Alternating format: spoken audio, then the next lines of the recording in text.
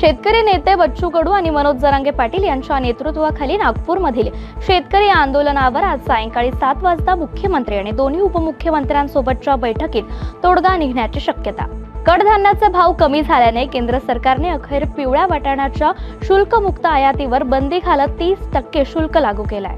राज्यातील शेतकऱ्यांसाठी पीक पाहणी नोंदणी करण्याची मुदत ही 30 नोव्हेंबर पर्यंत वाढवण्यात आली आहे, तर महसूल मंत्री चंद्रशेखर बावनकुळे यांनी हा महत्त्वपूर्ण निर्णय घेतलाय। अतिवृष्टीमुळे नुकसान झालेल्या शेतकऱ्यांना रब्बी पेरणीसाठी हेक्टरी 10,000 रुपयांची मदत लवकरच दिली जाईल, असं मुख्यमंत्र्यांनी सूचित केलंय।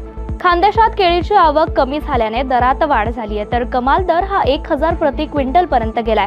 सोनासुडीने काढणीसाठी पुन्हा जोर धरला असून खरेदीला चांगलीच सुरुवात झाली आहे। पाऊस आणि थंड वातावरणामुळे ऊस पिकावर परिणाम होताना दिसतोय।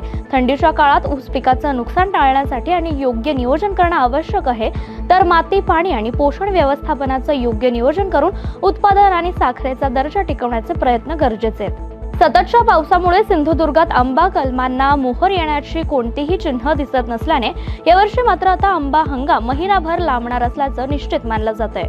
जालना जिल्ह्यात अवकाळी पावसामुळे कापूस उत्पादक शेतकरी संकटात आहेत। वेचणीला आलेला कापूस शेतातच भिजल्याने काळवंडला असून यामुळे उत्पादनात घट आणि कमी दराने कापूस विकावा लागण्याची दुहेरी फटका आता शेतकऱ्यांना बसणार आहे।